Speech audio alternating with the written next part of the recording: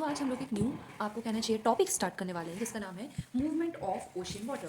ठीक है, तो ओशियन वाटर का मूवमेंट कैसे होता है इस हम टॉपिक में हम ये पढ़ने वाले हैं। और टू बी प्रिसाइज हम इस टॉपिक में सिर्फ और सिर्फ पढ़ने वाले हैं टाइड्स के बारे में। ठीक है, तो टाइड्स क्या होती हैं वगैरह वगैरह सारे क्वेश्चन हम इसमें खत्म करने वाले हैं, पढ़ने वाले हैं। तो देखो, मूवमेंट ऑफ ओशियन वाटर में आपके तीन प्राइमरी मूवमेंट आ जाते हैं जो कि है वेव, टाइड और ओशियन करेंट्स। ठीक है, ये एक रिदमिक मूवमेंट होता है हमारे प्लैनेट के ओशियंस का।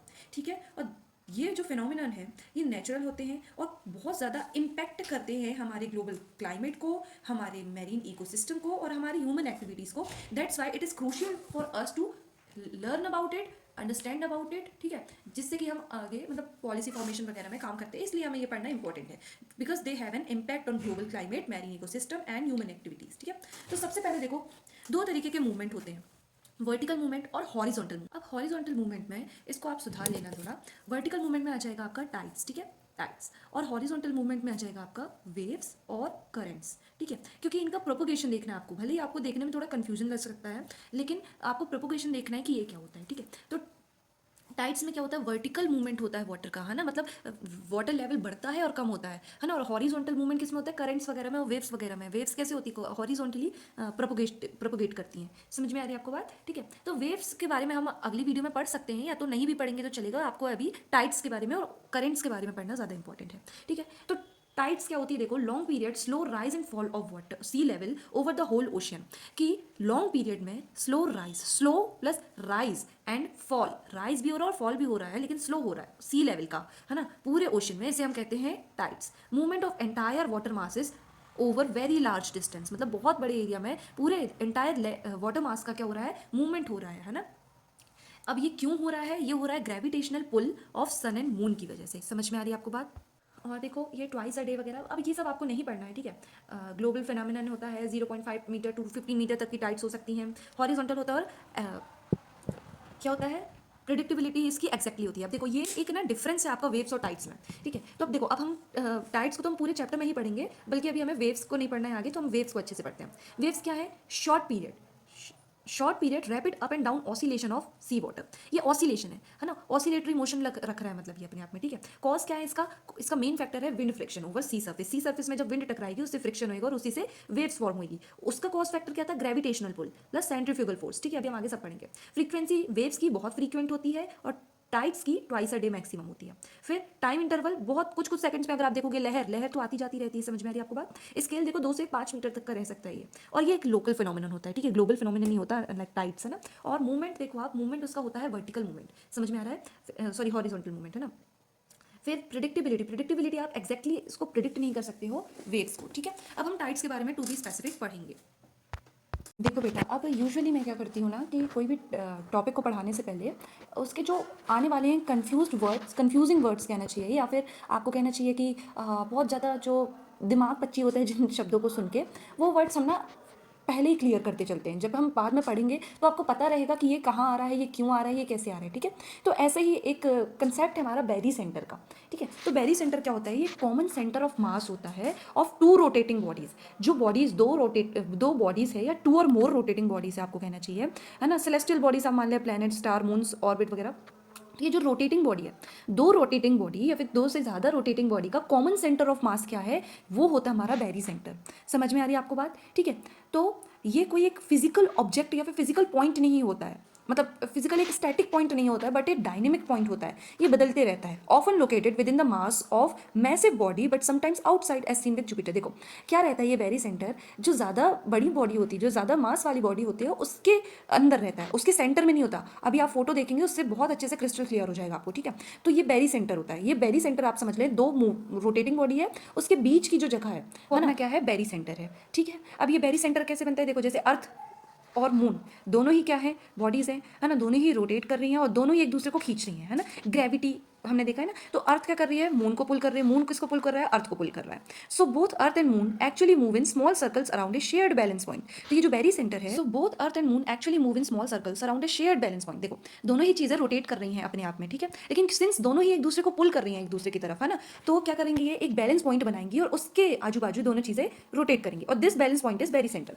और ये जो इनका जो बैलेंस पॉइंट है, जो एक दूसरे को खींच रही थी ये, है ना, अपनी तरफ, एक दूसरे की तरफ, तो रोटेट करते हुए खींच रही थी। अब आप मान लो एक एनालॉजी समझो इसकी, कि 2 डांसर्स हैं मान लो आप, है ना? और दोनों ही रोटेट कर रही हैं और दोनों एक दूसरे को खींच रही हैं। तो क्या होएगा कि दोनों का ही एक पॉइंट निकल जाएगा, एक बैलेंसिंग पॉइंट निकल जाएगा और वहाँ एक दूसरे को दोनों ये स्मॉल सर्कल्स लगाएंगी, ठीक है? This balance point is barycentre, ठीक है? बेरी सेंटर कहलाएगा ये, ठीक है? अब अर्थ मून सिस्टम में अगर आप देखो तो ऐसा नहीं होगा कि जो मून है वो अर्थ के बिल्कुल चक्कर लगा रहा है, एक फिक्स्ड पाथ में जा रहा है, ऐसा नहीं हो रहा है, ठीक है? Both are rotating around the barycentre, है ना? दोनों ही जो है बेरी सेंटर के अराउंड रोटेट कर रही हैं। मतलब आपको कहना चाहिए कि मून जो है ना, वो अर्थ के बिल्कुल अर्थ बीच में है ऐसा नहीं है, बल्कि अर्थ भी उस बेरी सेंटर के अराउंड रोटेट कर रहा है, ठीक है? आप थोड़ा मन में सोचो तो आपको पता चल जाएगा, ठीक है? Think of 2 dancers holding hands and spinning, ठीक है? तो यही चीज़ हो रही है, बोथ मूव कर रहे हैं ना, मतलब अर्थ ऐसा नहीं है कि अर्थ एक फिक्स्ड चीज़ है ना, बल्कि अर्थ भी क्या कर रहा है, रोटेट कर रहा है। समझ में आ रही है आपको बात? उस बेरी सेंटर के अराउंड, है ना? और सिंस क्योंकि अब वो बेरी सेंटर अर्थ के ही अंदर है, तो अर्थ को उतना ज़्यादा मोशन नहीं करना पड़ रहा है, बल्कि उतने ही मोशन में अर्थ घूम रहा है। अच्छा, ये फोटो देखो, बहुत प्यारी, आपको बहुत अच्छे से समझ में आ जाने वाला है। अब देखो, ये देखो, अर्थ मून सिस्टम है ना? और ये जो अर्थ है और ये मून है, centre of mass about 1700 kilometre from the surface. मतलब ये सरफेस है और सरफेस के 1700 किलोमीटर के अंदर तक की यहाँ जा रहा है, क्या जा रहा है, ये बेरी सेंटर का पॉइंट जा रहा है। और हमारे अर्थ का रेडियस कितना है, 637 हमने सेस्मिक एविडेंस वाले में पढ़ा है ना? और ये 1700 किलोमीटर में आपका कौन सा स्फीयर होता है, मेंटल होता है, ठीक है? अब ये नहीं कह रही मैं यहाँ मेंटल है, ऐसा कुछ नहीं है, मतलब आप समझो थोड़ा दिमाग लगा के, ठीक है? तो ये सेंटर में और ये इसका सेंटर, मतलब मून का सेंटर और अर्थ का सेंटर यहाँ है, लेकिन इनका जो बेरी सेंटर है वो यहाँ है, मतलब अर्थ के सेंटर में नहीं है वो। तो अर्थ भी क्या कर रहा है, इसके अराउंड रिवॉल्व करेगा। अब देखो ये वाली फोटो की मैं जो बात कर रही थी, अब देखो आप इस इमेज में देखो, ये जो M1 M2 और M3 है, आपको आई होप आपको दिख रहा है, ठीक है? और ये E1 E2 E3 है, ये क्या दिया गया है, are corresponding positions of the centre of mass of earth and moon respectively. तो ये सेंटर ऑफ मास है ना? किसके, अर्थ और मून के, मतलब ये सेंटर में ही बने गए हैं, है ना? मतलब ये अर्थ का सेंटर है, ये बेरी सेंटर नहीं है, ध्यान रखना, ये अर्थ का सेंटर ऑफ मास है और ये मून के सेंटर ऑफ मास है, ठीक है? The solid and dashed circles represent near equator, अच्छा ये छोड़ो, containing the plane of the moon's orbit around the barycentre जी। ये जो जी है ये बेरी सेंटर है। समझ में आ रही है आपको बात? और देखो यहाँ पे E1 है, मतलब ये रेडियस है, ये अर्थ का ये जो पॉइंट है ये क्या है, सेंटर ऑफ मास है। और देखो जी, ये जो बेरी सेंटर है ये कितना दूर है ना? ये सरफेस से 1700 किलोमीटर दूर रहेगा। अर्थ की ये E1 है और ये M1 है। इस पोजीशन में देखो आपको यहाँ आ रहा है, फिर इस पोजीशन में देखो आपको ये E2 और M2 में बेरी सेंटर यहाँ है, फिर E3 M3 में बेरी सेंटर यहाँ है। तो मतलब अर्थ भी इसके अराउंड क्या करेगा, रोटेट करेगा, और मून तो करेगा ही करेगा, ठीक है? आई होप अब आपको समझ में आ गया होगा ये बेरी सेंटर क्या है। तो देखो, the barycentre is inside, lies inside earth 1700 kilometre from surface, ठीक है? ये बात याद रखना। But it is not exactly at the centre of the earth, हमें पता है earth wobbles slightly around this point. अब सिंस ये अंदर ही है तो अर्थ को ना वॉबल मतलब बहुत ज़्यादा कम मोशन करना पड़ता है, लेकिन मोशन तो करना पड़ेगा उस पॉइंट के अराउंड, ठीक है? How is the barycentre related to tides? अब हमें ये इस पॉइंट में ज़्यादा ध्यान देना है कि ये जो बेरी सेंटर हमने पढ़ा, चलो हमने पढ़ लिया, लेकिन ये टाइड्स से कैसे रिलेटेड है, क्योंकि एट द एंड हमें क्या देखना है, टाइड्स का देखना है ना? तो अब हम ये देखने वाले हैं, ओके? अब देखो, क्योंकि अर्थ एक भले ही एक स्मॉल सर्कल में मूव कर रही है, लेकिन मूव तो कर रही है अराउंड बेरी सेंटर, ठीक है? तो किसी भी रोटेटिंग बॉडी में आप देखोगे तो क्या आ जाता है, एक फोर्स आ जाता है जिसे हम कहते हैं सेंट्रीफ्यूगल फोर्स, ठीक है? ये जो सेंट्रीफ्यूगल फोर्स है ना, ये कैसा रहता है, आउटवर्ड पुशिंग फोर्स रहता है। देखो दो फोर्स होते हैं, एक तो ग्रेविटेशनल पुलिंग फोर्स है ना, जो कि रोटेटिंग बॉडी को, मतलब सेंट्रीपेटल फोर्स आप मान ले, जो कि इनवर्ड सबको खींचता है, और उसी को काउंटर बैक करने के लिए होता है एक ग्रेविटेशनल सेंट्रीफ्यूगल फोर्स, जो कि आउटवर्ड्स पुशिंग फोर्स रहता है। समझ में आ रही है आपको बात? ठीक है? तो अब अर्थ भी क्या कर रही है, हमारे बेरी सेंटर के अराउंड घूम रही है गोल गोल, तो एक फोर्स आ जाता है, ठीक है? देखो, centrifugal force is an outward force felt by body when it moves in a circular path, और इस केस में हमारा अर्थ जो है सर्कुलर पाथ में मूव कर रहा है, इसलिए वो सेंट्रीफ्यूगल फोर्स को फील कर रही है। समझ में आ रही है आपको बात? Around the barycentre every point on earth experience the same centrifugal force, ये बात आपको ध्यान रखनी है। देखो, अर्थ क्योंकि रोटेट कर रही है, ठीक है, बेरी सेंटर के अराउंड, तो अर्थ में हर एक पॉइंट सेम सेंट्रीफ्यूगल फोर्स को क्या कर रहा है, एक्सपीरियंस कर रहा है ना? Away from the barycentre, direction क्या रहेगी, away from the barycentre, मतलब आउटवर्ड पुशिंग होएगा, ठीक है? The force try to pull ocean water outward. अब देखा, क्योंकि अर्थ जो है बेरी सेंटर के अराउंड क्या कर रहा है, रोटेट कर रहा है as one rigid body, so that is why the centrifugal force is equal in magnitude. जो मैग्नीट्यूड रहेगा सेंट्रीफ्यूगल फोर्स का वो इक्वल रहेगा in every point of earth और सेम डायरेक्शन में रहेगा, that is away from barycentre, है ना। तो ये होता है, ये है रीज़न कि why centrifugal force is same everywhere on earth. ठीक है, अब देखो दूसरा पॉइंट देखो कि सेंट्रीफ्यूगल फोर्स हमारा आ गया है ना, और क्यों आया है ये भी आपको पता है। अब हमें जानना है कि मून की ग्रेविटी और सेंट्रीफ्यूगल फोर्स से क्या होता है। ठीक है,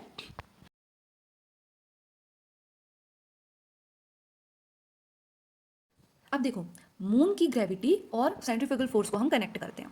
on the side facing the moon, जो अर्थ की जो साइड मून को फेस करेगी वहाँ पे मून की ग्रेविटी क्या रहेगी, स्ट्रॉन्ग रहेगी। तो मून की ये जो ग्रेविटी है वो पुल कर लेगी वाटर टूवर्ड्स द मून, और ये बनाएगी हमारी हाई टाइड उस साइड की, उस साइड में अर्थ की। ठीक है, और जो अपोजिट साइड रहेगा, on the opposite side of the earth moons gravity क्या रहेगी, वीकर रहेगी। ठीक है, बट सेंट्रीफ्यूगल फोर्स क्या रहेगा, स्टिल एक्टिंग आउटवर्ड, तो वाटर बल्ज हो जाएगा आउटवर्ड, और यहाँ पे भी एक हाई टाइड आएगी। तो देखो this is why we get 2 high tides not 1। अभी हम आगे पढ़ेंगे इसको तो आपको और अच्छे से समझ में आ जाएगा।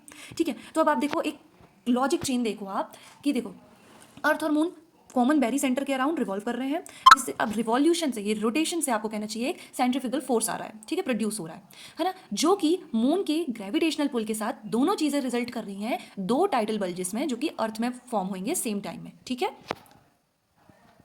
देखो तो अर्थ और मून रोटेट कर रहे हैं around the barycentre which is common centre of mass, जिससे कि क्या हो रहा है, रोटेशन के कारण क्या हो रहा है, सेंट्रीफ्यूगल फोर्स एक्सपीरियंस कर रही है अर्थ, जो कि सेम है each point of everywhere on अर्थ, है ना, एक एक पॉइंट में सेम है।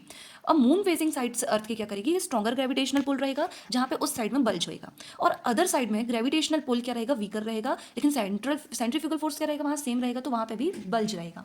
ठीक है, अच्छा अब आप एक पॉइंट में आप मिसलीड हो सकते हो, मिस अंडरस्टैंड कर सकते हो कि centrifugal force creates a bulge on the opposite side. It is not like this. ठीक है, the imbalance between centrifugal force and the moon's weaker gravitational pull on the far side causes the bulge. ठीक है, तो देखो centrifugal force सब जगह एक सा है, ये ऐसा नहीं हो रहा है कि अलग जो दूसरी साइड है मून की अपोजिट साइड है उसमें बढ़ रहा है, ऐसा नहीं हो रहा है। मून की भी साइड में वो सेम है, और उस दूसरी साइड में भी वो सेम है सेंट्रीफ्यूगल फोर्स, लेकिन मून साइड में क्या हो रहा है, मून की ग्रेविटी ज़्यादा है। अब मून की ग्रेविटी ज़्यादा है तो पानी वो अपनी तरफ खींच लेगा, समझ में आ रही बात, और जो अदर साइड है मून की ग्रेविटी कम है तो सेंट्रीफ्यूगल फोर्स पानी दूसरी तरफ खींच देगा। समझ में आ रही है आपको बात।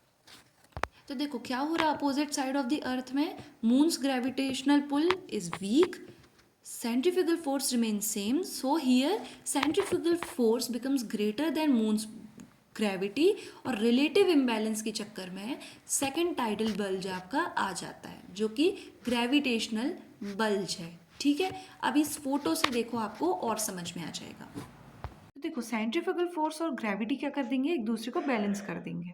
ठीक है, अब देखो ये जो अर्थ है ये मून है। ठीक, स्ट्रॉन्ग ग्रेविटेशनल पुल की वजह से यहाँ एक टाइडल बल्ज आया है ना, लेकिन यहाँ ग्रेविटेशनल पुल है लेकिन यहाँ पे वीक है, तो यहाँ क्या करेगा, सेंट्रीफ्यूगल फोर्स अदर साइड में डाल देगा। Tidal bulge is mainly due to centrifugal force produced on earth revolution around the barycentre. समझ में आई आपको बात। देखो ये वाला भी देखो, tidal bulge due to gravity, tidal bulge due to inertia, या फिर आप सेंट्रीफ्यूगल फोर्स भी लिख सकते हैं। ये वाला देखो, या bulge of water greatly exaggerated due to gravitational pull of moon, that side of earth facing the moon, है ना। फिर देखो bulge of water balancing point, ये है बेरी सेंटर, है ना। ये आप बनाओगे ना बेटा, मतलब आपको दिखाना है कि हमें पता है यार, तो ये आपको बनाना ज़रूरी, आपको आना चाहिए ये बनाते। ठीक है, तो देखो बैलेंस पॉइंट और centre of mass of the earth moon system, ये सेंटर मास है यहाँ। ठीक है, यहाँ बीच में नहीं है बल्कि यहाँ है।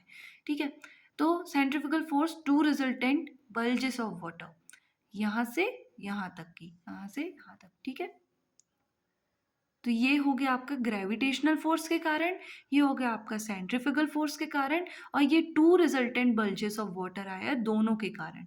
ठीक है, ये देखो ऐसे, ये जिस साइड में आपका मून है उस साइड में देखो ये आ रहा है ना, ये। ठीक है, और नहीं है, एक और अच्छी सी फोटो है, लेट मी शो यू। हाँ ये देखो, अरे यहाँ नहीं, ये है। देखो ये जो ब्लू लाइन है ये आपका है gravitational force due to moon, देखो gravitational force due to moon यहाँ ज़्यादा है, यहाँ कम है, तो मतलब मून क्या कहाँ होएगा, इस वाली जगह में होगा मून, तो यहाँ पे ग्रेविटेशनल फोर्स ज़्यादा है तो यहाँ का पानी तो उड़ जाएगा कि नहीं, उड़ जाएगा, बहुत अच्छे। फिर सेंट्रीफ्यूगल फोर्स देखो हर जगह सेम है, आप कोई भी ये वाले फोटो भी आप बना के आओगे बहुत अच्छे नंबर मिलेंगे आपको। सेंट्रीफ्यूगल फोर्स आपका हर जगह सेम है, जो कि अवे फ्रॉम कहाँ ले जाता है आपको, अवे फ्रॉम बेरी सेंटर ले जाता है, ठीक है। सेंट्रीफ्यूगल फोर्स आपका हर जगह सेम है। अब देखो टाइड प्रोड्यूसिंग फोर्स, अब देखो टाइड क्यों प्रोड्यूस हो रहे हैं, अब आप देखो यहाँ पे तो ग्रेविटेशनल के फोर्स के कारण हो रहा है, और यहाँ आपके किस वजह से हो रहा है, आपके ये सेंट्रीफ्यूगल फोर्स के कारण हो रहा है। मतलब आप समझो कि ये दोनों बैलेंस करेंगे, आपका सेंट्रीफ्यूगल फोर्स और आपका ग्रेविटेशनल फोर्स क्या करेगा, बैलेंस करेगा। लेकिन जब आपका मून आ जाएगा तो ग्रेविटेशनल पुल क्या हो जाएगा, ग्रेटर देन सेंट्रीफ्यूगल फोर्स हो जाएगा, और जहाँ अदर साइड में centrifugal force greater than gravitational pull हो जाएगा, तो यहाँ पे सेकेंड बल्ज बन जाएगा आपका, ठीक है।